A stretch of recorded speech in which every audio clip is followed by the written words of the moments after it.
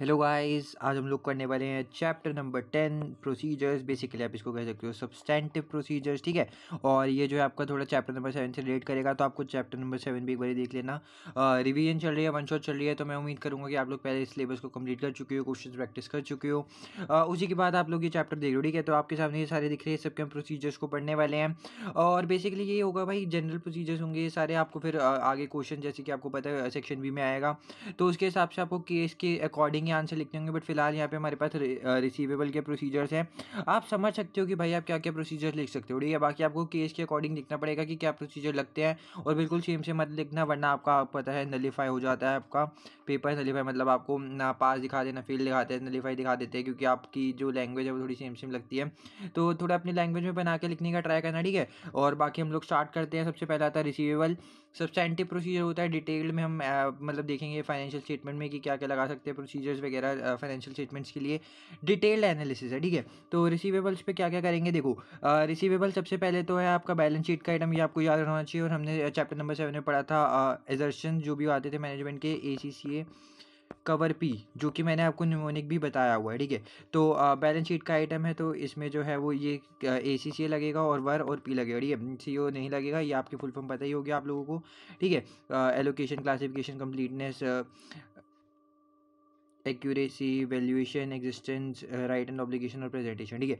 तो ये सब चीज़ें तो हैं। और उसके बाद ऑब्टेन, या अगर हम प्रोसीजर्स के बारे में चलते तो ऑब्टेन एज रिसीवेबल लिस्टिंग। आपको कोई भी एज रिसीवेबल का मतलब हो गया जो भी बहुत बहुत पुराने समय से आपके पास रिसीवेबल पड़े हैं बैलेंस शीट में और वो पेमेंट नहीं कर रहे, उसको रिकैलकुलेट कर लो और एग्री करो फाइनेंशियल स्टेटमेंट में, और देखो कि लाइक करेक्ट अमाउंट दिखा हुआ है या फिर नहीं। Request direct confirmation from customers to confirm existence and rights.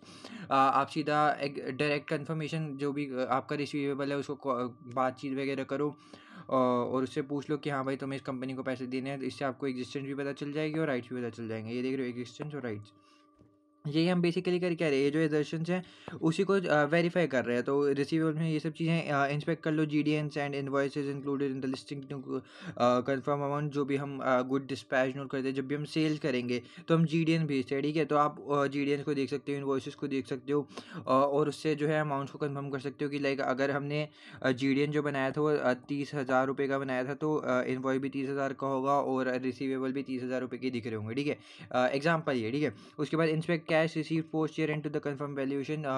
आप लोगों के ईयर एंड पे जैसे 30,000 रुपये का बैलेंस दिख रहा है रिसीवेबल में, तो बाद में ईयर एंड के बाद चेक कर लो कि क्या आपको 30,000 रुपये ही रिसीव हुए हैं रिसीवेबल से या फिर नहीं। ओके, कैलकुलेट कर लो रिसीवेबल डेज और कंपेयर कर लो क्रेडिट टर्म से। लाइक आप लोग क्या कर सकते हो, रिसीवेबल डेज जो आप लगा निकाल सकते हो, ठीक है। तो रिसीवेबल डेज निकालोगे, जो कि आपका फॉर्मूला आपको पता ही होगा। अगर हम लिखेंगे रिसीवेबल्स, यानी कि आपको वो जो होता है ट्रेड रिसीवेबल्स, उसके बाद आप अपॉन में सेल्स लिख देना, इंटू 365 कर देना। इससे आपके जो है वो रिसीवेबल डेज निकल जाएंगे। और उसके बाद इंक्वायर कर लो मैनेजमेंट के साथ about any long overdue dates. अगर कोई बहुत पुराने हैं आपके कोई जो डेट्स है जो कि ओवर ड्यू हैं, उसके बारे में मैनेजमेंट से इंक्वायर करो। इंस्पेक्ट करो correspondence with customers for disputes. मतलब जो कस्टमर्स और कंपनी के बीच में बातचीत वगैरह हुई है कि अगर मान लो ए है, ठीक है, ये आपको पैसे नहीं दे रहा है, और कंपनी ने इससे क्या बातचीत करी है कि आने वाले टाइम में पैसा देगा नहीं देगा, फिर कोई अलाउंस बनाना पड़ेगा या नहीं बनाना पड़ेगा, बैड डेट बनाना पड़ेगा। ये सब चीज़ के बीच में, इन दोनों के बीच में जो भी बातचीत हुई है कॉरेस्पॉन्डेंस में, उसको चेक कर लो। Recalculate the allowance for recoverable debts and compare with the level of old debts to assess adequacy. आप अलाउंस फॉर रिसीवेबल्स को जो है वो रिकैलकुलेट कर सकते हो। अगर आपको यहाँ पे दिख रहा है कि 10,000 रुपये का बना रखा है, आप लोग वापस से रिकैलकुलेट करो कि क्या 10,000 ही बनता है, ज़्यादा बनता है, और इसको कंपेयर कर सकते हो पुराने ऑल डेट से कि एडिक्वेट है या फिर नहीं, ठीक है। इसके बाद एक प्री पेमेंट के प्रोसीजर्स भी आते हैं। ये सब आप लोगों को, देखो मैं वापस से कहूँगा, इसको पूरा एग्जैक्ट वर्ड टू वर्ड रट्टा टाइप कैसे मत करना। थोड़ा याद रखना कि आप क्या क्या जो है प्रोसीजर्स लगा सकते हो और उसी के हिसाब से लगा देना, ठीक है। बाकी बहुत ईजी सा है, एक बार ही पढ़ोगे, बुक रीडिंग करना, तो थोड़े क्वेश्चन सॉल्व करना, आंसर वांसर देखना, आपको पता चल जाएगा। प्री पेमेंट के प्रोसीजर क्या होता है। प्री पेमेंट पहले बात तो वो होता है कि जिसके लिए हम पहले से ही पे कर देते हैं, बट हमें उसका बेनिफिट नहीं मिला होता, तो एक तरह से आप इसको कह सकते हो एसिड। और एसिड हमारा कहाँ पे आता है, बैलेंस शीट पे। तो वही आपके एजर्शंस भी लगेंगी, ACCA कवर भी जो होता है हमारे पास, ठीक है। और इसमें से CO नहीं लगा, ये ACCA वर और भी, ठीक है। Inspect invoices to confirm expenditure relate to subsequent period. आप लोग जो है वो एक्सपेंडिचर के जो इनवॉइसेस हैं उसको इंस्पेक्ट कर सकते हो, जो कि जैसे मान लो ये हमारी रिपोर्टिंग ईयर है, इसके बाद जो भी सब्सिक्वेंट पीरियड में हो रहा है उससे आप इनवॉइसेस को इंस्पेक्ट कर सकते हो, देख सकते हो कि क्या प्री पेमेंट रहेगा। Recalculate the prepayment to verify accuracy, वही जितने भी अगर प्री पेमेंट का अमाउंट आपको बैलेंस शीट में दिख रहा है उसको वापस से कैलकुलेट कर लो। Inspect bank statement to confirm it was paid before year end. यही होगा ना कि आप ईयर से, ये वाला ईयर आपका एंड है तो इससे पहले आपने पे कर दिया होगा और बेनिफिट आपको मिला नहीं, इसलिए तो प्री पेमेंट है, तो यहाँ पे आपको कहीं जाके बेनिफिट मिल जाएगा। तो ये देख लेना कि बैंक स्टेटमेंट में कि आपको पहले ही जो है वो आप लोगों ने पे कर रखा है, बैंक स्टेटमेंट दिखाएगा ना कि हाँ भाई इनके बैंक से पैसे कटे हैं। तो हम थोड़ा सा अब फास्ट चलने की कोशिश करते हैं, क्योंकि ये सब जो है हमने पढ़े गए हैं और वन शॉट ही है, तो मैं फटाफट से ट्राई करूँगा कि सबको अच्छे से समझाऊँ और थोड़ी जल्दी भी समझाऊँ ताकि आपका टाइम भी बचे।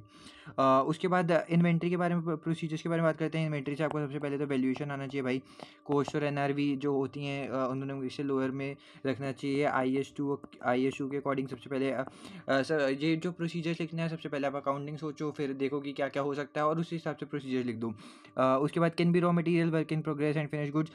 इन्वेंट्री जो होती है आपको पता है, एक तो परचेज कॉस्ट हो सकती है, जैसे कि आप कोई पेन खरीद रहे हो, ठीक है, तो पेन में क्या होता है, बस आप बाजार से पेन खरीद कर लाए, उस पर थोड़ा बहुत अपना प्रॉफिट मार्जिन लगाया और उसको बेच दिया।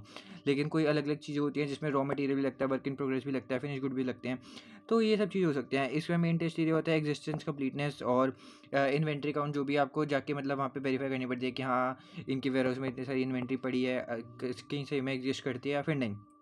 Attendance at the inventory count में क्या देखेंगे हम, where inventory is material the auditor should attend the inventory count unless impracticable.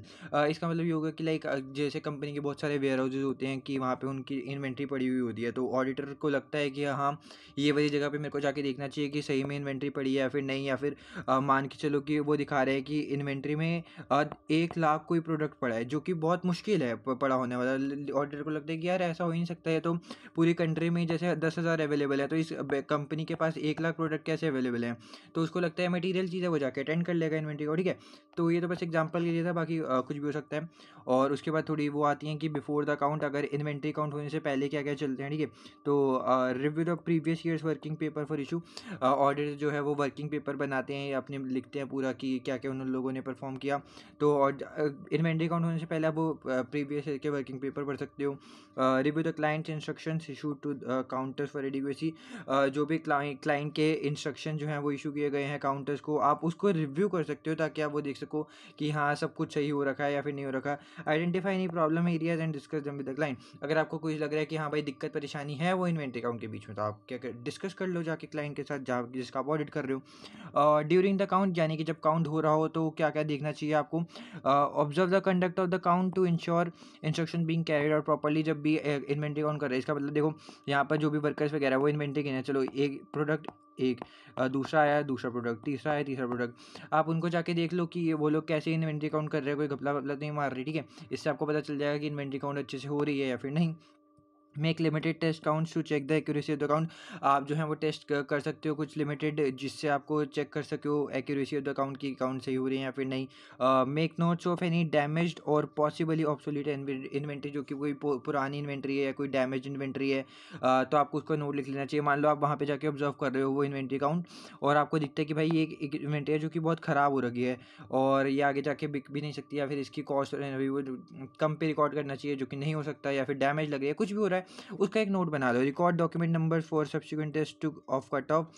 Cut off का मतलब ये होता है कि जो भी एक रिपोर्टिंग पीरियड मान लो इतना है 1 साल का, तो इसके बाद कोई चीज़ ना रिकॉर्ड करिए जो इस ईयर की ट्रांजेक्शन है वो इसी ईयर में रिकॉर्ड होनी चाहिए। तो reach a conclusion as to whether the count was carried out satisfactory. मतलब यही हो गया कि आप लोग एक कंक्लूजन पे आओ कि जो भी काउंट हो रहा है वो अच्छे से हो रहा है या फिर नहीं हो रहा, उसी हिसाब से आपको अपनी रिपोर्ट देनी है। Trace goods in the warehouse to the count sheet for completeness. आपको एक शीट दी जाती है जिसको इन्वेंट्री शीट भी कहते हैं, काउंट शीट भी कहते हैं, ठीक है। उसमें आपको दिखाएंगे ये प्रोडक्ट्स हमारे पास पड़े हैं, ये रॉ मटेरियल है, फिनिश गुड्स हैं, वर्क इन प्रोग्रेस है, जो भी इन्वेंट्री उनके पास पड़ी है वो इन्वेंट्री शीट देंगे। तो ऑडिटर क्या करेगा, वो इन्वेंट्री शीट में से फिजिकली देख लेगा कि ये चीज़ें मेरे को दिखा रखे हैं, ये कि एग्जिस्ट करती भी हैं या फिर नहीं करती। इससे आपको क्या पता चलेगा, कंप्लीटनेस। अगर आप मान लो इन्वेंट्री को देख के शीट्स में देख रहे हो तो वो हो गया आपका एग्जिस्टेंस कि हाँ इन्वेंट्री देखिए यहाँ पे हो गया। और लेकिन अगर आप गुड्स को ट्रेस कर रहे हो वेयर हाउस से और काउंट शीट से, अगर आप यहाँ पे देख रहे हो कि वेयर हाउस में आपकी इन्वेंट्री पड़ी है और इन्वेंट्री शीट में से आप देख के कर रहे हो, तो वो हो गया आपकी कंप्लीटनेस। ओके, तो कंप्लीटनेस और एग्जिस्टेंस एकदम से उल्टा है। अगर ये इधर से इधर देख रहा है तो कंप्लीट है, इधर से इधर तो completeness. Okay, trace goods on the count sheets to the ware, वो देखो वही सेम चीज़ हो गई। अगर आप गुड्स को देखो, goods on the count sheets to warehouse, ये आपकी शीट है, अगर आप शीट से जो है वो गुड्स को देख रहे हो, आपके गुड्स हो गए और ये शीट्स है, आपकी शीट में जो भी लिखा हुआ है कि ये गुड्स एग्जिस्ट करते हैं, आपने जाके देखा ये गुड्स हैं, चलो ठीक है, एग्जिस्टेंस कंफर्म हो गई। अब आप देख रहे हो कि यहाँ पे इन वेयर हाउस में गुड्स पड़े हैं, चलो गुड्स पड़े हैं। अब इन्वेंट्री शीट में देखो ये गुड्स लिखे हुए हैं, चलो गुड्स लिखे हुए हैं इन्वेंट्री शीट में, तो ये चलो कंप्लीटनेस पूरी हो गई, ठीक है। तो यही है। अगर आपको नहीं समझ में आया तो वापस से हल्का सा 15-20 सेकंड रिवाइंड करो, आपको समझ में आ जाएगा जो मैंने यहाँ पे समझाया, ठीक है, वही समझ लेना वापस से। Inquire if any third party inventory is held and ensure this has been remove from the warehouse and is not included in the account. कभी कभार ऐसा होता है कि हमारे वेयर हाउस में जो है वो किसी थर्ड पार्टी की जो है इन्वेंट्री जो पड़ी होती है, जिसको हम ऑलरेडी सेल कर चुके होते हैं, फिर कोई और पार्टी की होती है जो हमारे से रिलेट नहीं करती, तो हमें पहले से उसको अलग करके रख देना चाहिए। इससे ये होगा कि जब इन्वेंट्री काउंट हो रही होगी तो किसी और पार्टी की जो है वो इन्वेंट्री हमारे में काउंट ना हो, ताकि अच्छे से वैल्यू कर पाए हम। आगे बढ़े तो आफ्टर द काउंट में क्या क्या आता है, आप क्या कर सकते हो, inspect the inventory listing to ensure damage. आप इन्वेंट्री लिस्टिंग को चेक करो ताकि आपको पता चले क्या क्या डैमेज, और आपको कोई पुराने आइटम है उसको रिटर्न डाउन करें नेट रियलाइजेबल वैल्यू पे, ताकि इन्वेंट्री जो है वो ओवर वैल्यू ना हो सके। इंस्पेक्ट करो inventory listing for all the items on the last GRNs and GDNs obtain to ensure cut off. वही आप पिछले साल से रिलेटेड गुड रिसीव नोट्स और GDNs देख सकते हो कि कितने गुड्स आए हैं, कितने गुड्स आपने भेजे हैं, जिससे आपको पता चले कि इन्वेंट्री अच्छे से प्रॉपरली वैल्यू हो रखी है। ट्रेस करो आइटम्स को on the count sheets obtain during the count, जो भी आपको काउंट शीट्स मिली है, इन्वेंट्री शीट्स होती है, उसको आप ट्रेस कर सकते हो into the inventory listing to ensure जो भी क्वांटिटीज़ हैं वो चेंज नहीं की गई, जो भी शीट्स में है वही आपको दिखाई दे रही है, ठीक है। Calculate inventory days ratio, inventory days आप रेशियो निकाल सकते हो, inventory days inventory cost into 365, inventory days निकालो, उसको चेक कर लो। उसके बाद identify any slow moving items, जो भी है मतलब मान लो इन्वेंट्री पड़ी है वो आपकी बहुत स्लो मूविंग है, बिक नहीं रही है, तो उसको आइडेंटिफाई करो। इंस्पेक्ट करो एज्ड इन्वेंट्री, जैसे कि अपने रिसीवेबल में करते थे वैसे इन्वेंट्री में भी करना है। For old item and discuss the need for write down, अगर कोई राइट डाउन करने वाली चीज़ है तो उसको डिस्कस करो मैनेजमेंट के साथ। इंस्पेक्ट करो purchase invoices to verify cost, जो भी इन्वेंट्री खरीदी होगी उसके परचेज इनवॉइस तो होंगे, उसको इंस्पेक्ट कर लो ताकि आप कॉस्ट को वेरीफाई कर सको। Inspect post year end sales invoice to verify NRV, जो भी सेल्स इनवॉइसेस हैं उसको आप इंस्पेक्ट कर सकते हो उसमें, क्योंकि पता चलेगा ना भाई वैल्यू कितनी है, कॉस्ट पता चल गई और सेल्स की वैल्यू पता चल गई तो आपको पता चल जाएगा कॉस्ट पे रिकॉर्ड है NRV पे है। अब इससे चेक कर सकते हो कि लो कौन सा है, सेल्स है या फिर NRV है। Discuss with the management how the percentage of completion, WIP में जो होता है वो परसेंटेज ऑफ कंप्लीशन होता है, जो कि हमने MA में पढ़ रखा होगा F2 में, ठीक है। तो उसमें स्टेज ऑफ कंप्लीशन वगैरह की बातें करते हैं, 100% टोटल होता है, फिर उसके बाद फॉर्मूले वगैरह लगा के स्टेज ऑफ कंप्लीशन देखते हैं कि कितनी कंप्लीशन हो चुकी है इन्वेंट्री, तो उसको आप डिटरमाइन करोगे, रिव्यू करोगे calculation of overheads included in WIP and ensure only production related overheads are included. Work in progress में जो भी डायरेक्ट प्रोडक्शन ओवरहेड से रिलेटेड जो भी चीज़ें होंगी वही रिकॉर्ड होनी चाहिए। ये बाकी जो है आपका F2 से रिलेटेड है तो आपको उसका भी थोड़ा सा बेसिक नॉलेज होनी चाहिए। मैं कहूँगा एक बारी वर्क इन प्रोग्रेस की जो है एक फटाफट से वीडियो देख कर आ जाओ कि क्या क्या होता है, पूरा कॉन्सेप्ट समझ लो, बहुत छोटी सी वीडियो, ठीक है। इससे आपकी जो है कॉन्सेप्चुअल क्लैरिटी बढ़ेगी। उसके बाद inventory store at a third party site, मतलब मान लो कोई क्लाइंट है उसकी इन्वेंट्री किसी थर्ड पार्टी साइट पे स्टोर है तो उसका क्या किया जाए, विजिट कर लो थर्ड पार्टी साइट को। जैसे हमने सर्विस ऑर्गेनाइजेशन पढ़ा था ना, वैसी टाइप की कोई चीज़ है कि हमने किसी थर्ड पार्टी पे अपनी इन्वेंट्री रख रखी है, तो आप थर्ड पार्टी साइट को विजिट कर सकते हो ताकि एग्जिस्टेंस को वेरीफाई कर सको। ये एग्जिस्टेंस कंप्लीटनेस देख लो एक बार अच्छे से समझ लेना, ठीक है। उसके बाद ऑब्टेन कर लो external confirmation from the third party of the quantity and condition of the goods. आप उससे बातचीत कर सकते हो बाहर के लोगों से कि जो भी क्वांटिटी और कंडीशन है गुड्स की वो कैसी है, सही है या फिर नहीं। Obtain a report from the third parties auditors confirming the reliability of the internal control, जो भी आपने थर्ड पार्टी के वहाँ पर अपनी इन्वेंट्री रखवा रखी है उसके ऑडिटर से बातचीत करो और देखो कि उनके वहाँ का इंटरनल कंट्रोल बढ़िया है या फिर नहीं। इसके बाद एक और इम्पॉर्टेंट कॉन्सेप्ट आता है स्टैंडर्ड कॉस्ट। ये भी वही होता है कि लाइक ऑब्टेन कर लो break down of the standard cost calculation and agree sample of cost to invoices. Sample ये होता है कि स्टैंडर्ड कॉस्ट एकदम से एस्टिमेटेड टाइप का होता है कि अंदाज़ा लगाया होता है कि इतनी कॉस्ट जो है वो हमारी बन सकती है इन्वेंट्री की, ठीक है, और उसी के हिसाब से वो आगे सेल भी की जाती है। अगर ये क्लोज अप्रोक्स रहेगी कि हाँ क्लोज अप्रोक्स मान लो कि एक्चुअल कॉस्ट भी आपकी इतनी लगती है, मान लो एक बंदे ने सोच रखा है कि हमारी इन्वेंट्री वैल्यू नीचे 100 रुपये में या $100 में, लेकिन वैल्यू हो जाती है 102 में, तो इतने ज़्यादा डिफरेंस नहीं है तो चलो ठीक है स्टैंडर्ड कॉस्ट मान ली जाएगी। लेकिन मान लो 100 सोचा था और ये 1000 हो गई तो बहुत ज़्यादा सिग्निफिकेंट डिफरेंस है, तो ये जो है वो नहीं माना जाना चाहिए, ठीक है। तो ये आपकी स्टैंडर्ड कॉस्ट में होगा। तो आप इसको क्या कर सकते हो, ब्रेक डाउन मंगा लो स्टैंडर्ड कॉस्ट का कि क्या क्या उन्होंने लगा रखा है, कैलकुलेशन कर रखी है, और एग्री कर लो sample of cost to invoices. Inquire कर सकते हो आप management the basis for the standard cost and how often they are updated, क्योंकि देखो स्टैंडर्ड कॉस्ट बार बार आपको अपडेट करते रहनी चाहिए कि ज़रूरी नहीं है ना भाई कि हर बारी जो है वो आप जो अंदाज़ा लगाओ हर बारी सही रहे, तो उसको अपडेट करते रहो ताकि जो है वो अच्छे से कॉस्ट के एस्टिमेशन अच्छे से हो सके। और उसके बाद in fact the variance account and assess the level of variance, वही जो आपने सोचा था और एक्चुअल में कितनी है, दोनों के बीच में डिफरेंस देख लो कितना ज़्यादा आ रहा है। डिस्कस विद मैनेजमेंट, यानी अगर कोई ज़्यादा सिग्निफिकेंट डिफरेंस आ रहा है तो उसको मैनेजमेंट के साथ डिस्कस कर लो। एग्ज़ाम फोकस के बारे में ये सब चीज़ें हैं, ये सब आप पढ़ सकते हैं, ठीक है। The two task are interrelated, ये सब चीज़ें हैं वो इंटर रिलेटेड टास्क हैं, ठीक है। इसके बाद हम बात कर लेते हैं लाइबिलिटीज़ के बारे में। भी हमने एसेट्स के बारे में तो बहुत बात कर ली। लाइबिलिटीज़ में ट्रेड पेबल बिल्कुल ट्रेड रिसीवेबल का उल्टा है, ठीक है। एज पेबल देख लो, जैसे वहाँ पे रिसीवेबल देख रहे थे, एक काश करो और एग्री करो फाइनेंशियल स्टेटमेंट से।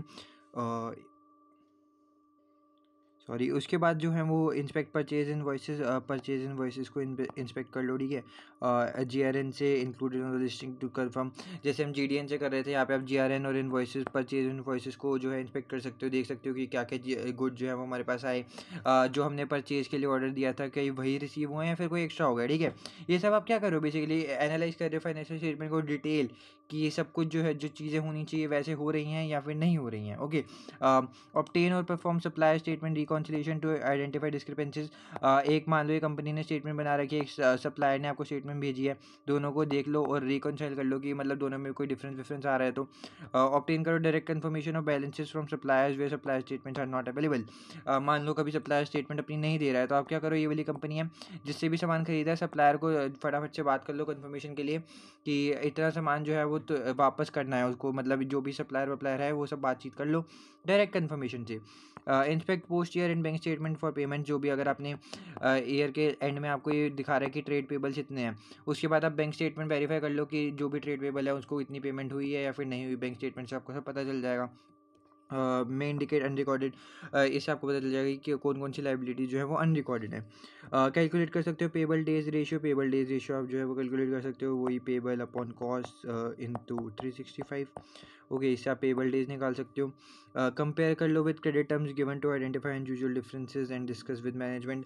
आप जो है वो इस पेबल डेज रेशियोज़ को निकालो और उसके बाद क्रेडिट टर्म्स जो भी गिवन करी गई हैं उनको दोनों को बीच में कंपेयर कर सकते हो। जो भी अगर आपको डिफरेंस लगता है आप उसको देखो और मैनेजमेंट के साथ डिस्कस कर लो। Inspect GRNs for before the year end to ensure completeness, आप लोग गुड रिसीव नोट जो है वो पहले इंस्पेक्ट कर लो ईयर एंड से पहले वाले, ताकि आपका कंप्लीटनेस जो है वो इंश्योर कर सको। उसके बाद अगर हम बात करें एक्रूवल के प्रोसीजर और एक्रूवल्स के प्रोसीजर, तो इसके लिए हम देखेंगे सबसे पहले obtain the list of accrual, जो भी एक्रूवल्स हुए हैं उसको लिस्ट को ऑब्टेन करो, काश करो और एग्री कर लो फाइनेंशियल स्टेटमेंट के थ्रू। बहुत ये तो मतलब ज़्यादातर चीज़ों में आ ही रहा है, तो आप इसको थोड़ा ऐसा कर सकते हो कि इसको थोड़ा इधर उधर करके एक दो वर्ड्स इधर उधर करके आप इसको लिख सकते हो थोड़ी जगहों पे। Compare the accruals list with prior year to identify missing accruals and discuss with the management. वही आप प्रायर ईयर लिस्ट से आइडेंटिफाई करो कि कोई भी जो मिसिंग एक्रूवल है, और अगर आपको लगता है कि ज़्यादा डिफरेंस है तो आप उसको मैनेजमेंट के साथ डिस्कस कर सकते हो। Agree income tax accrual to tax competition, ये जो होते हैं ये आप इन दोनों को एग्री कर लो, जो भी एक्रूवल लग रहे हैं। और एग्री पेरोल टैक्स एक्रूवल, ये सब जो देखो अगर पेरोल वाले हैं तो उनको भी थोड़ा बहुत टैक्स देना पड़ता है, ये इनकम टैक्स वाला है उसको भी टैक्स देना होता है, तो जो भी एक्रूवल्स वगैरह हैं उसको एग्री कर लो, ठीक है। इंस्पेक्ट कर लो post year end bank statement for payments of accruals to confirm the amount is reasonable. अभी यहाँ पे आपको ईयर एंड में दिखा रहा है कि एक एक्रूवल है, इसके बाद आपने कभी ना कभी तो वो चीज़ जो भी एक्रूवल है उस चीज़ को पे करना है, तो उसके बाद आप post year end bank statement देख लो कि आप पे कर रहे हो या फिर नहीं, ताकि आपको अमाउंट का रीजनेबिलिटी पता चलती रहे। इंस्पेक्ट कर लो invoices receive post year end to confirm amount होता है एक्रूवल, वही जैसे हम यहाँ पे बैंक स्टेटमेंट कर रहे हैं तो आप क्या कर सकते हो, इनवॉइसेस कर सकते हो ताकि कंफर्म कर लो एक्रूवल्स को। उसके बाद जो है आपके आते हैं लॉन्ग और ओवरड्राफ्ट प्रोसीजर्स, तो देखते हैं क्या होता है। सॉरी मैं लॉन्ग बोल रहा हूँ, लॉन्च या फिर ओवरड्राफ्ट प्रोसीजर्स, इसके क्या क्या होंगे। ये सब जो है ना भाई अच्छे से पढ़ लो, क्योंकि ये इन्हीं सब में से जो है आपको प्रोसीजर्स लिखने हैं, तो तो आपको पता होना चाहिए ये सब चीज़ें क्या हैं, ठीक है। तो लोन जो हो सकता है वो तो नॉन करंट लाइबिलिटी हो सकता है, करंट लाइबिलिटी तो बहुत कम रहते हैं, लेकिन आप मान के चलो ज़्यादातर जो है वो नॉन करंट लाइबिलिटी रहते हैं। ओवरड्राफ्ट प्रोसीजर जो होते हैं वही बैंक से ओवरड्राफ्ट ले लेते हो आप लोग। तो एग्री करो balance outstanding to the bank confirmation letter and और लोन स्टेटमेंट। अगर आपने ओवरड्राफ्ट लिया तो बैंक कन्फर्मेशन लेटर से एग्री करो, या फिर लोन लिया तो लोन स्टेटमेंट से। उसके बाद inspect the loan agreement for terms and condition such as restricted covenants. ये कोवेनेंट्स मतलब मान लो एक तरफ से टर्म्स एंड कंडीशंस होती हैं जब भी लोन्स और ओवरड्राफ्ट आप ले रहे हो। तो मान लो आप लोगों को बैंक ने कहा कि आपकी जो कंपनी है उसको कम से कम 5 मिलियन का प्रॉफिट होना चाहिए, तभी हम जो है वो लोन को कंटिन्यू करेंगे, वरना आपको हमें लोन रीपे करना पड़ेगा, ठीक है। तो ये सब जो शर्तें वर्तें रखते हैं, तो उसके हिसाब से आप ये सब देख सकते हो कि उनका लोन का एग्रीमेंट क्या है, कोवेनेंट्स क्या है, ठीक है। ये सब आपको ध्यान में रखना होता है, और इसको थोड़ा सा हटा दें। उसके बाद अगर हम बात करें तो रिकैलकुलेट कर लो द स्प्लिट ऑफ करंट और नॉन करंट लाइबिलिटीज एंड कभी भी ये सब चीज़ें लोन वगैरह के बारे में आपको पता होना चाहिए कि नॉन करंट लाइबिलिटी और करंट लाइबिलिटी के बीच में डिफरेंस बनना होना चाहिए। मान लो आप लोन 5 साल का ले लो, ठीक है, तो जब इस साल पे करोगे वो तो आपकी करंट लाइबिलिटी है, बाकी जो 4 साल आगे अमाउंट पे करना है वो आपके लिए नॉन करंट लाइबिलिटी है। तो इंश्योर करो कि वो करंट लाइबिलिटी और नॉन करंट लाइबिलिटी में स्प्लिट हो रखा है। Review financial disclosure for compliance with the वही डिस्क्लोजर नोट्स जो अकाउंट सब जाके देख सकते हो जो कंपनीज वगैरह बनाती हैं, ताकि आपको पता चले कि अकाउंटिंग स्टैंडर्ड्स के अकॉर्डिंग ये सब चीज़ें चल रही हैं। रिकैलकुलेट कर लो कोई any interest accrual to verify accuracy, कोई भी इंटरेस्ट एक्रूवल है आगे आने वाले टाइम में आपको पे करना है, तो उसको आप रिकैलकुलेट कर सकते हो ताकि एक्यूरेसी वेरीफाई हो सके। देखो हम ये सब क्या कर रहे हैं, सब बता भी रहे हैं कि क्या क्या हम वेरीफाई कर रहे हैं। इंस्पेक्ट कर लो bank statement full loan and interest payment. आप ऑब्वियस सी बात है, अगर लोन लोगे तो आप इंटरेस्ट भी दोगे, तो वो इंटरेस्ट आप दोगे तो बैंक स्टेटमेंट में दिखेगा कि हाँ भाई इस बंदे ने पे कर रखा है, बैंक स्टेटमेंट चेक कर लो। उसके बाद अगर हम बात करें प्रोविजन एंड कॉन्टीजेंसी, ओके, तो इसके अंदर क्या क्या होता है प्रोसीजर्स अगर हम देखें तो inquire with management the basis of the provision to assess IAS 37 सबसे पहली बात, ठीक है। और इसमें क्या करते हैं, आप क्या कर सकते हो, जाके मैनेजमेंट से सबसे पहले इंक्वायर करो कि भाई क्यों तुमने अगर ये प्रोविज़न रखा है, मान लो प्रोविज़न बनाया है नहीं बनाया, अगर इसका ये अमाउंट रखा है तो क्यों रखा है, उसकी रीजनेबलनेस को असेस करने के लिए आप इंक्वायर कर सकते हो मैनेजमेंट के साथ। रिकैलकुलेट कर सकते हो provision to confirm arithmetical accuracy. Obtain return representation, आप जब भी कोई भी एस्टिमेशन का चांस है कि जैसे प्रोविजन है इसमें मैनेजमेंट की जजमेंट लग रही है या फिर कोई एस्टिमेशन चीज़ें आ रही हैं, तो आप रिटर्न रिप्रेजेंटेशन ले सकते हो, लिखित में ले सकते हो कि हाँ भाई ये सब चीज़ें हो रही हैं तो मैनेजमेंट इस पर एग्री कर रही है। Return representation from management as to adequacy and completeness of the provision, okay. For a legal provision obtain confirmation from lawyers regarding amount and probability. ऐसे आप लोगों ने प्रोविजन के से रिलेटेड केसेस पढ़ रखे कि लीगल केस कर देते हैं, तो आप कंपनी के लॉयर से बात करो और जो भी अमाउंट्स वगैरह हैं उससे आप लॉयर से कन्फर्मेशन लोगे कि हाँ भाई उसके हिसाब से इतने अमाउंट पे होना चाहिए, इतना नहीं होना चाहिए। इंस्पेक्ट कर लो board minutes to confirm an obligation exist at year end. Board minutes होती हैं बोर्ड ऑफ डायरेक्टर्स में जो भी मीटिंग्स वगैरह चलती हैं, उसके बाद जो मिनट्स बनाए जाते हैं उसको कंफर्म कर लो कि ऑब्लिगेशन जो है मतलब हाँ आने वाले टाइम में आपको पे करना ही करना है। Review subsequent events for further evidence. उसके बाद जो भी ईयर एंड, मान लो इतना आपका ईयर एंड है, इतना पूरा आपका जो भी अकाउंटिंग पीरियड है, उसके बाद भी कोई भी इवेंट्स हो रहे हैं आप उसको रिव्यू कर सकते हो ताकि आपको पता चले कि हाँ जो भी प्रोविज़न बनाया हुआ था वो सही है या फिर नहीं। इसके बाद चलते हैं हम बैंक और कैश की तरफ। तो यहाँ पर सबसे पहले आप क्या कर सकते हो, obtain listing of bank and cash balances काश एंड एग्री। आप लोग जाके बैंक और कैश बैलेंस की जो है वो पूरी लिस्टिंग कर सकते हो, आपको पता चल जाएगा कैश में इतना बैलेंस है, बैंक में इतना बैलेंस है, कितना पेमेंट आया कितना गया, ठीक है, और आप उसको एग्री कर सकते हो फाइनेंशियल स्टेटमेंट से। उसके बाद bank confirmation letter for all bank account held. Company का ज़रूरी नहीं है कि भाई एक ही बैंक अकाउंट हो, बहुत सारे होते हैं, तो आपको क्या करना है एक बैंक का कन्फर्मेशन लेटर लेना है, उसको ऑब्टेन करो और सारे जो भी है बैंक अकाउंट उसको चेक कर लो कि आपको पता चल जाएगा कि सारे बैंक अकाउंट का जो भी ट्रांजेक्शन वगैरह हुई है वो सही है या फिर नहीं। उसके बाद चलें तो obtain bank reconciliation for all bank accounts and cast to confirm accuracy. सारे बैंक रिकॉन्सिलेशन लो, सारे बैंक अकाउंट्स के लो और उसको कास्ट करो ताकि आपकी एक्यूरेसी जो है वो कंफर्म हो सके, mathematical accuracy, okay. Agree the balance for the bank ledger account to the general ledger. Bank ledger में है और एक जनरल लेजर नॉर्मल लेजर है, उसमें भी बैंक का अमाउंट आएगा, इसमें भी आएगा, दोनों को एग्री कर लो और अगर सेम आता है तो इसका मतलब आपकी जो है कोई भी मिसस्टेटमेंट वगैरह नहीं हो रही। Agree the balance per the bank statement to the bank letter को जो भी आपके बैलेंस दिखा रहा है और जो आपकी बैंक स्टेटमेंट में दिखा रहा है दोनों को एग्री कर लो। यहाँ पे हम बेसिकली क्या कर रहे हैं कि जो भी हम चीज़ दिखा रहे हैं वो सही हो, कोई गलत चीज़ ना दिखाएं, तो इसलिए हम एक दूसरे से जो है वो वेरीफाई कर रहे हैं ताकि जो भी अमाउंट दिखे सही दिखे। Agree and presented cheques to the post year end bank statement to confirm they have cleared in the reasonable time. देखो अब दो चीज़ आती हैं, एक तो होता है अनप्रेजेंटेड चेक और एक होता है आउटस्टैंडिंग लॉजमेंट, ठीक है। तो देखो जैसे अनप्रेजेंटेड चेक और आउटस्टैंडिंग लॉजमेंट वो होता है कि मान लो जिस भी कस्टमर से आप लोगों को पैसा लेना था उसने आपके बैंक अकाउंट में जो भी है वो चेक वगैरह दे दिया, बट मान लो कि सैटरडे संडे था या भी कुछ भी था जिसकी वजह से बैंक में क्लियर नहीं हो सका, तो वो आपके अगले ईयर में जो है वो रिकॉर्ड होने वाला है, तो वो आपके लिए आउटस्टैंडिंग लॉजमेंट हो गया। अनप्रेजेंटेड चेक जो है वो इसका उल्टा हो जाएगा। आप लोग जो है वो किसी के अकाउंट में जाके पैसा डलवा के चेक के थ्रू और उस बंदी के पास तक पैसा नहीं पहुंचा, आपके अकाउंट से पैसे कट गए, लेकिन आपकी तरफ से तो ये है ना कि हम पैसा दे चुके हैं तो आपने अपनी तरफ से हटा लिया, लेकिन जो बैंक है उसने हटाया नहीं, तो दोनों के बीच में डिफरेंस आ जाएगा। तो ये सब चीज़ें भी आप एग्री कर सकते हो। और उसके बाद जो है perform cash count for any material cash balances और वेयर फ्रॉड में बी सस्पेक्टेड। कैश काउंट जो होता है वो मैं अगर आपको बताऊँ तो अगर आप लोगों ने देखा हो तो ऐसा सा कुछ होता है, एक अगर ऐसे टेबल सा बना होगा और उसमें आपको यहाँ पे दिखाएंगे कि देखो सीरियल नंबर होता है, जो भी आपकी करेंसी वगैरह होती है जैसे कि मान लो रुपीज़ हैं या फिर डॉलर है, यहाँ पे करेंसी लिखी होती है और उसके बाद क्वांटिटी और यहाँ पे टोटल अमाउंट, ठीक है। जैसे कि मान लो कि हमारे यहाँ पे 500 का नोट है, कितने 500 के नोट दो हैं तो 2000 हो गए। उसके बाद जो है वो 200 के नोट कितने हैं वो गए 5000। उसके बाद टोटल करो 2000, तो ये हो गया आपका कैश कन्फर्म। तो आप इसको परफॉर्म कर सकते हो ताकि आपको कोई भी मटेरियल कैश बैलेंस हो या फिर कोई फ्रॉड हो तो आप उसको सस्पेक्ट कर सको, ओके। उसके बाद इंस्पेक्ट कर सकते हो bank letter for any other details requiring disclosure. Bank letter को है वो इंस्पेक्ट करो ताकि कोई भी डिटेल्स हो रिक्वायरिंग डिस्क्लोजर के रिगार्डिंग, तो आप उसको चेक कर सको, जैसे सिक्योरिटी ओवर एसेट जो भी कोलेटरल वगैरह होते हैं। तो ये सब चीज़ें आपको कैसे पता चलेंगी अगर आप ये सब चीज़ें चेक करोगे, ठीक है। उसके बाद हम बात कर लेते हैं टेंजिबल नॉन करेंट एसेट्स के बारे में। तो टेंजिबल नॉन करेंट एसेट का मेन प्रोसीजर तो अगर हम देखें तो select sample of acids from the acid register and physically inspect them. इससे क्या इंश्योर होगी एग्जिस्टेंस, ये मैं आपको एग्जिस्टेंस और कंप्लीटनेस पहले भी बता चुका हूँ। आप क्या करो, एक एसिड्स का सैंपल जो है वो सिलेक्ट कर लो। एसिड रजिस्टर में एक नॉन करेंट एसिड रजिस्टर होता है, ठीक है। आप लोगों ने कुछ सैंपल लिया और उसको जाके देख लिया कि हाँ भाई हमारे जो भी वेयर हाउस जहाँ पे भी आपके एसिड्स पड़े हैं वो पड़े हैं या फिर नहीं, तो आपने इधर से एनसीए रजिस्टर से देखा, इधर देखा कि एग्जिस्ट करते हैं, आपकी एग्जिस्टेंस चेक हो गई। अब sample of acid visible at the client premises, अब मान लो आप गुजर रहे थे, आपने एसिड देख लिया, एसिड को देखा, आप एसिड को एनसीए रजिस्टर से मिलाओगे तो आपकी कंप्लीटनेस चेक हो गई। रीपरफॉर्म डेप्रिसिएशन कैलकुलेशंस और pro forma predictive analytical review calculation and depreciation figure. Depreciation होती है टेंजिबल नॉन करेंट एसिड में, ऑब्वियस सी बात है। आप क्या कर सकते हो, डेप्रिसिएशन को रिकैलकुलेट कर लो।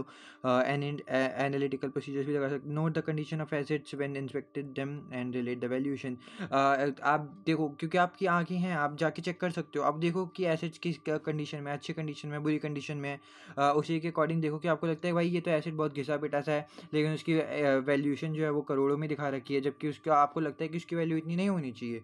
तो ये सब चीज़ आपको नोटिस करनी है, वो प्रोफेशनल स्केप्टिसिज्म लगाओ, जजमेंट लगाओ, थोड़ा प्रोफेशनल दिमाग लगाओ, ओके।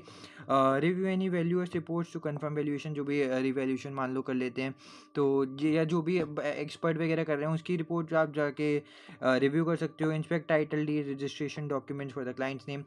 मान लो आप लोगों ने कोई एसेट खरीदा है, कैसे पता चलेगा आपने एसेट खरीदा है, जाके उसके डॉक्यूमेंट देखो, लीगल ट्रांसफरशिप डीड देखो, इस सबसे उस पर आपका नाम लिखा होगा कि हाँ ये एसेट आपने खरीदा है, तो उससे पता चल जाएगा कि आपका जो हो वो एसेट क्यों ओनर हो।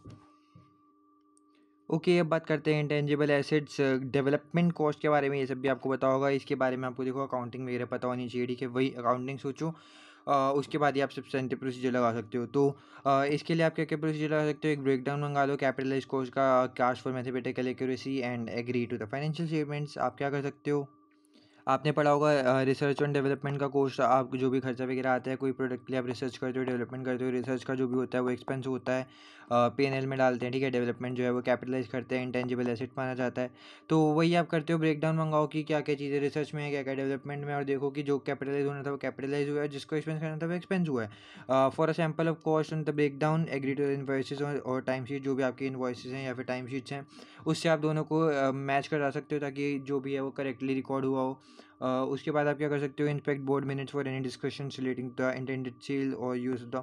आपको पता होगा एक हमारी जो है वो पायरेट नाम से अगर निमोनिक होता था, उसकी एक कंडीशन होती थी और उसी के अकॉर्डिंग जो है वो कैपिटलाइज होता था या फिर नहीं होता था, क्योंकि आपको पायरेट कंडीशन होती थी, उसको सेटिस्फाई करेगा तो कैपिटलाइज बनना है एक्सपेंस, ठीक है। Inspect cash flow forecast to confirm the company attends and has the money to complete the development. आपको यही आपको बता रहा है यार पूरी पायरेट की जो कंडीशन है कि ये प्रोबेबल आउटफ्लो रखना चाहिए, आपको इंटेंडेड टू सेल करना चाहिए और जो है वो सब चीज़ें हैं, ठीक है। तो ये सब आपको करना चाहिए, रिव्यू टेस्ट रिजल्ट्स और trial to assess technical feasibility. ये सारी जो आपको जो भी पायरेट में है ना, देखो ये टी दिखा रहे हैं आपको यहाँ पे, फिर वो तो ये सब चीज़ें हैं, आपको ये सब चेक करना है। रिकैलकुलेट करो एमोर्टाइजेशन चार्ज टू वेरीफाई जो भी देखो जैसे टेंजेबल पे डिप्रिसिएशन लगता है, इस पर एमोर्टाइजेशन लगता है, आपको उसको रिकैलकुलेट करना है ताकि अरिथमेटिकल एक्यूरेसी को आप वेरीफाई कर सको। उसके बाद रिव्यू कर लो बोर्ड मिनट्स को, प्रेस रिपोर्ट्स को, management accounts for evidence the development is no longer expected to be profitable और बी कंप्लीटेड। क्योंकि उसके बाद यह डिस्कस द नीड करो राइट ऑफ, जब भी आपको कोई ज़रूरत ना पड़े किसी चीज़ की तो जब आपको उसको राइट ऑफ करना चाहिए। तो देखो मैनेजमेंट के साथ डिस्कस करो, उनको बोलो कि राइट ऑफ करने की ज़रूरत है या फिर नहीं करनी। और उसके बाद आप लास्ट में क्या कर सकते हो, डिस्क्लोजर देख सकते हो IAS 38 के अकॉर्डिंग कि क्या डिस्क्लोज के उसके हिसाब से सब चीज़ें हुई हैं या फिर नहीं हुई। इसके बाद आती है डायरेक्टर्स का एम्यूल्यूमेंट्स, ठीक है। तो एम्यूल्यूमेंट्स जो होती है आपको देखने में लग रहा होगा वो काफ़ी ज़्यादा खतरनाक टर्म है, ठीक है, लेकिन इसका इतना वो भी मीनिंग नहीं होता।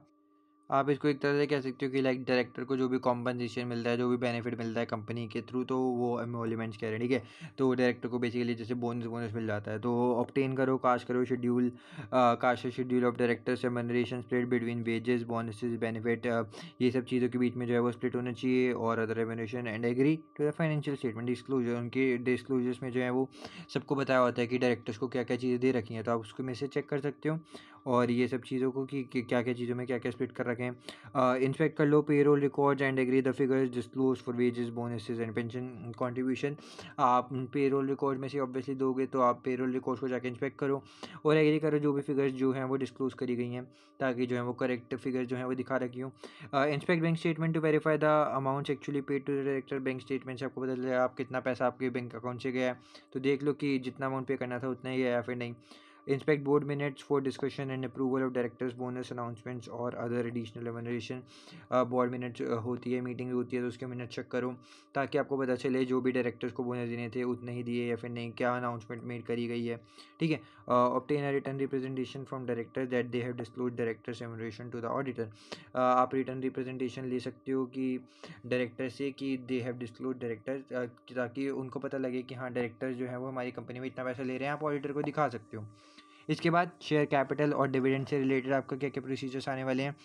एग्री करो ऑथराइज, देखो जब भी आप शेयर इशू करते हो ऑथराइज होता है, इशूड कैपिटल होता है, ठीक है। तो ऑथराइज शेयर कैपिटल होता है कि मैक्सिमम आप इतने शेयर्स इशू कर सकते हो, इससे ज़्यादा वो शेयर्स नहीं कर सकते हो। फिर उसके बाद इशू होते हैं कि जो भी इन मैक्सिमम शेयर्स में से आपने जितने इशू करें, तो एग्री करो authorise share capital and face value disclosures to underlying shareholding agreements और स्टैट्यूटरी कॉन्स्टिट्यूशन डॉक्यूमेंट्स। इसमें हम सब बताते हैं कि हमारे ऑथराइज कैपिटल वगैरह कितने हैं, कितने हम शेयर इशू करने वाले हैं, ठीक है।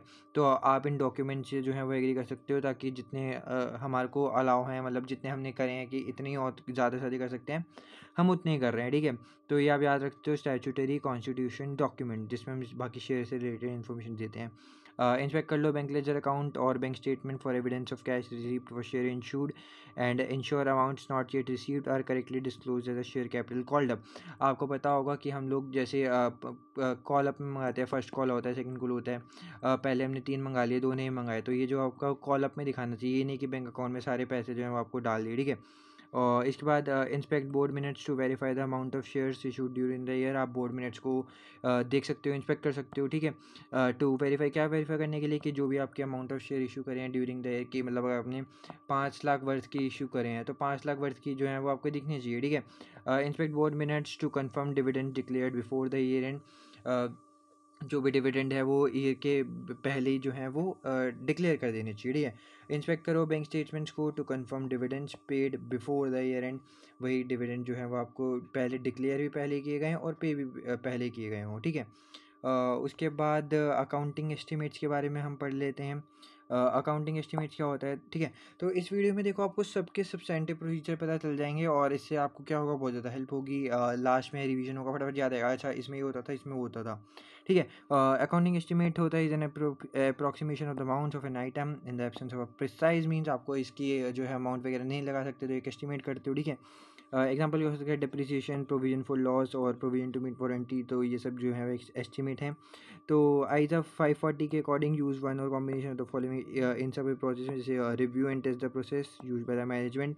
आप जो है वो रिव्यू कर सकते हो या फिर उस चीज़ को टेस्ट कर सकते हो जो भी प्रोसेस है जो कि मैनेजमेंट के द्वारा यूज़ किया गया है, ताकि आप एस्टिमेट को देख सको कि हाँ सही है या फिर नहीं। Use an independent estimate and compare this with management estimate. आप कोई इंडिपेंडेंट एस्टिमेट देखो कि हाँ इस बंदे ने ये चीज़ एस्टिमेट कर रखी थी और उसको मैनेजमेंट एस्टिमेट से मिला के देखो कि हाँ दोनों की एस्टिमेट सेम थी, थोड़ा क्लोज अप्रोच थी या फिर नहीं। रिव्यू कर लो subsequent events which provide evidence about the estimate. आपको पता है कि इन्होंने जो है वो प्रोविजन इस साल का इतना बना रखा है, उसके बाद आप चेक कर लो ईयर एंड के बाद में कि एक्चुअल में इतनी प्रोविजन की ज़रूरत थी या फिर नहीं। इससे आपको पता चलेगा कि कंपनी कितने अच्छे से एस्टिमेशन बना सकती थी। इसके बाद हम बात करेंगे स्टेटमेंट ऑफ पीएनएल के बारे में, कुछ जो भी टर्म्स वगैरह आती हैं जैसे कि रेवेन्यू। इसके लिए हम क्या क्या प्रोसीजर्स लगा सकते हैं, आपको याद होगा दर्शन जो है अगर आपको चेक करनी है तो उसमें क्या करेंगे हम लोग, ये जो है वर्ड हटा देंगे, ACCA CO और P चलेगा। ये आप न्यूमोनिक याद कर सकते हो ताकि अच्छे से दर्शन को हैं वेरीफाई कर सकें। तो रेवेन्यू में क्या क्या चलेगा, compare revenue to the prior year, पुराने ईयर से देखो और उसको इन्वेस्टिगेट करो, कोई भी सिग्निफिकेंट डिफरेंसेस है। Compare revenue against budget, investigate significant. आपने जो भी पहले बजट बनाया है उसमें रेवेन्यू सोचा होगा कितना है, तो अब उसको एक्चुअल से कंपेयर कर लो, सिग्निफिकेंट डिफरेंस जो भी आएगा उसको डिस्कस कर लेना मैनेजमेंट के साथ। Calculate GPM, gross profit margin ratio जो भी होती है, ठीक है। तो इससे आपको पता चलेगा कि ग्रॉस प्रॉफिट रेशियो भी कैसे निकलता है, ग्रॉस प्रॉफिट कैसे निकलता है, सेल्स माइनस CO से, ठीक है। तो ग्रॉस प्रॉफिट में सेल्स अपने आप आएगी, तो आपको अगर ग्रॉस प्रॉफिट सही है तो सेल्स भी सही होनी चाहिए। तो आप उसको कैलकुलेट करो, कंपेयर करो प्रायर ईयर्स के साथ, इंस्पेक्ट करो good dispatch not before and after year and, कि जो भी गुड डिस्पैच आपने ईयर से पहले करे हैं और जो बाद में करे हैं, ताकि जो भी इस ईयर से रिलेटेड ही गुड्स हैं वो आपको रिकॉर्ड करो, बाहर बाद वाली सेल्स इस ईयर में ना रिकॉर्ड कर लेना, ठीक है। इससे क्या चेक होगा, cut off. Inspect sales invoices to confirm accuracy. आप देख लो कि हाँ भाई सेल्स इनवॉइसेस आपने करी, तो आपको सेल्स इनवॉइसेस हैं कि हाँ सही कस्टमर को सेल करी है, सेल हुई भी है, एक्यूरेसी कंफर्म होगी। ट्रेस कर लो GDN को सेल्स लिस्टिंग से, ताकि आप कंफर्म कर सको कंप्लीटनेस। इसके बाद अगर हम आगे बढ़ें तो परचेजेस आ जाएगा। परचेज में आप क्या कर सकते हो, सेल्स का एक उल्टा वर्जन कह सकते हो, कंपेयर परचेज तो प्रायर ईयर, वही कंपेरिजन करना है। आप ये सब क्या कर रहे हो, एनालिटिकल प्रोसीजर्स लगा रहे हो। क्यों लगा रहे हो, क्योंकि ये रेगुलर आइटम्स हैं, तो रेगुलर आइटम्स से आप एनालिटिकल प्रोसीजर लगा सकते हो, कंपेरिजन वगैरह कर सकते हो। इसमें भी ग्रॉस प्रॉफिट, क्योंकि कॉस्ट यानी कि कॉस्ट ऑफ गुड सोल्ड में उसमें भी आता है परचेजेस, तो ग्रॉस प्रॉफिट मार्जिन रेशियो से कर सकते हो। GRN वहाँ पे GDN था, यहाँ पे ही सब कुछ है, मैं बस GDN के अगर GRN हो जाएगा। पेरोल की बात करते हैं, पेरोल थोड़ा सा इंपॉर्टेंट है। आप इसमें भी क्या कर सकते हो, एनालिटिकल प्रोसीजर लगाओ, कंपेयर करो प्रायर ईयर से, इन्वेस्टिगेट करो कोई सिग्निफिकेंट डिफरेंस है। उसके बाद बजट से कंपेयर करो, सिग्निफिकेंट डिफरेंस को कंपेयर करो। उसके बाद क्या कर सकते हो, agree a sample of amounts from the payroll listing to pay slips to confirm. एक पे स्लिप होता है कि कितनी कितनी आपने पे करी है, और एक पे सैंपल ऑफ अमाउंट देख लो कि पेरोल लिस्टिंग में कितना अमाउंट था, दोनों को कंफर्म करो कि दोनों में सेम अमाउंट है या फिर नहीं। रिकैलकुलेट कर सकते हो सैंपल ऑफ एम्प्लॉयज़ पे टू कंफर्म एक्यूरेसी। मतलब मान लो कि कुछ भी 1000 एम्प्लॉयज़ हैं, 1000 में से कोई भी रैंडमली 50 एम्प्लॉयज़ का आपने सेलेक्ट किया, उसको रिकैलकुलेट कर लो कि देखो सारे अमाउंट सही दिए हैं या फिर नहीं। Agree sample of names of employ contracts into payroll listing to confirm completeness. आप जो है वो कोई भी सैंपल ले लो नाम का एम्प्लॉयज़ का, एम्प्लॉय के कॉन्ट्रैक्ट में से, और उसको पेरोल लिस्टिंग में देखो कि हाँ इतने एम्प्लॉय एक्चुअल में एग्जिस्ट करते हुए हैं या फिर घोस्ट एम्प्लॉयज़ को पेमेंट जा रही है, ठीक है। ये सब चीज़ें आपको पता होनी चाहिए। एग्जाम फोकस में आपकी ये सब चीज़ें आ रही हैं, एग्जाम फोकस, आप एग्जाम फोकस भाई ये सब तो बेकार की चीज़ें हैं, सब चीज़ें ही आपको पता होनी चाहिए। इसी से जो है वो पूरा कॉन्सेप्चुअल क्लैरिटी मानता है, ठीक है। इसके बाद हम स्मॉलर एंटिटीज़ की थोड़ी सी बात कर लेते हैं। छोटी छोटी कंपनियां, इसके बाद नॉट फॉर प्रॉफिट ऑर्गेनाइजेशन भी है। तो इसमें जो है क्लाइंट दैट स्मॉल बिजनेस, अगर आप उसका ऑडिट वगैरह करने चाह रहे हो या फिर जो भी क्लाइंट्स हैं, ठीक है। तो इसमें क्या होता है, लोअर रिस्क असाइनमेंट्स होते हैं under the direct control of owner manager who know what is going on, है सिंपलर सिस्टम। तो अगर आप छोटी सिस्टम एंटिटी की जो ऑडिट कर रहे हो तो उसमें ज़्यादा कोई रिस्क होता नहीं है, बहुत सिंपल सिस्टम होते हैं। But there are potential problem with management override होता है, क्योंकि वो ये सब चीज़ें संभाल रहा होता है, तो मैनेजमेंट ओवरराइड तो होनी है। लैक ऑफ सेग्रीगेशन, एक ही बंदा बहुत सारी चीज़ें कर रहा होता है, ये सब कहाँ होता है, स्मॉलर एंटिटीज़ में। There should be no change in the application of risk-based auditing, assuming that they require under current legislation and audit. तो कोई भी आपको चेंजेस वगैरह नहीं करने होते हैं भाई, ये नहीं कि छोटी कंपनी है तो हम ढंग से ऑडिट नहीं करेंगे, बिल्कुल अच्छे से करनी चाहिए करंट लेजिस्लेशन के अकॉर्डिंग। इसके बाद इसी के रिलेटेड NPO आता है, जो कि नॉट फॉर प्रॉफिट ऑर्गेनाइजेशन। तो small not for profit organisation have many of the attributes of other small NPO जो होते हैं, उनकी सेम सेम चीज़ें होती हैं, वो स्मॉलर एंट्रीज के अकॉर्डिंग ही होती हैं। But such organisation tend to be staffed by volunteers. ये जो है ये इनका मेन मकसद प्रॉफिट होता है, और ये सब अपने पढ़े लिखे मैनेजर्स वगैरह ये नहीं होते, यहाँ पे भी पढ़े लिखे होते हैं, ठीक है। बाकी ये वॉलंटियर्स चलाते हैं जो अपनी मर्जी से आगे आप बढ़े होते हैं, यहाँ पे जो है हायर वगैरह होते हैं। There culture is more likely to be one of the trust rather accountability. यहाँ पे आंसर मांगते हैं कि भाई तुमने ये चीज़ करी क्यों करी, कैसे करी, गलत करा क्यों करा। यहाँ पे क्या होता है, ट्रस्ट रहता है कि हाँ इस बंदे ने ये चीज़ करी है तो चलो सही करी होगी। देयरफॉर डॉक्यूमेंटेशन और कंट्रोल यहाँ पे ज़्यादा जो है वो फॉर्मल कम रहते हैं, क्योंकि ट्रस्ट का है ना भाई, एक ट्रस्ट का चीज़ें बैठ रखी हैं। ऑडिट अप्रोच कैसी रहनी चाहिए? In principle the approach should be exactly as studied so far in accordance with the auditing standard. Auditing standard जैसे कहते हैं वैसे ही अप्रोच रखो भाई। Same ideas of audit planning, risk assessment, testing of control etcetera can be applied. इसमें income can be serious problem for the auditor since it is usually accounted for on a cash basis, क्योंकि आपको पता है छोटी छोटी entity में ज़्यादा चीज़ें कैश बेसिस पे होती हैं, तो इसमें दिक्कतें आ सकती हैं। कैसे सारे रिकॉर्ड मेंटेन कर सकते हैं विद लिटिल अकम्पनिंग डॉक्यूमेंटेशन, क्योंकि डॉक्यूमेंटेशन भी ज़्यादा नहीं होता, वही ट्रस्ट वेस्ट चीज़ें चलती हैं। Detailed analytical procedures and written representation from manager can assist. Manager से आप जो है वो रिटर्न रिप्रेजेंटेशन ले सकते हो, एनालिटिकल प्रोसीजर कंपेयर कर सकते हो पुरानी चीज़ों से, कॉम्पिटिटर से, ठीक है। But the auditor may struggle to gain sufficient audit evidence of the completeness of income. Income जो है वो उसकी सफिशिएंट ऑडिट एविडेंस उसको नहीं मिलता है, कहाँ पे, स्मॉलर एंटिटीज़ में। एक्सपेंडिचर की बात करें तो is likely to have certain stated aims, so expenditure must consistent with these aims. तो थोड़े बहुत एम्स होते हैं तो उससे जो है वो कंसिस्टेंट रहना चाहिए। और इसी के साथ आई गेस आपका चैप्टर जो है वो खत्म हो सका है। यस, और बहुत सारे क्वेश्चन हैं, देखो आपको सामने दिख रहे हैं एग्जाम किट में से, फटाफट से ट्राई कर लेना गाइज। और मेरी कोशिश ये थी कि सारे सब्सटेंटिव प्रोसीजर एक ही वीडियो में, लॉन्ग स्ट्रेच वीडियो में, हालांकि 40 मिनट से ऊपर हो चुके हैं, बट यार देखो 40 मिनट 2x पे देखोगे, 1.5 से देखोगे, 20-25-30 मिनट में अगर आपको सारे सब्सटेंटिव प्रोसीजर रिवाइज हो रहे हैं तो कोई दिक्कत की बात नहीं है। आप लोगों ने पहले पढ़ रखे हैं, बस फटाफट से रिवाइज हो गए। जो चीज़ नहीं समझ में आ रही उसको बैक करो, तब भी नहीं समझ में आ रही बुक जाके रीड करो, आपके जो भी नोट्स हैं वो रीड करो, और आई होप आपका पेपर बहुत ज़्यादा अच्छा जाए, ठीक है। तो ये सब्सटेंटिव प्रोसीजर इंपॉर्टेंट एरिया है, इसको अच्छे से करना। बाकी मैं मिलता हूँ आपको यार किसी नेक्स्ट वीडियो में, तब तक के लिए बाय बाय।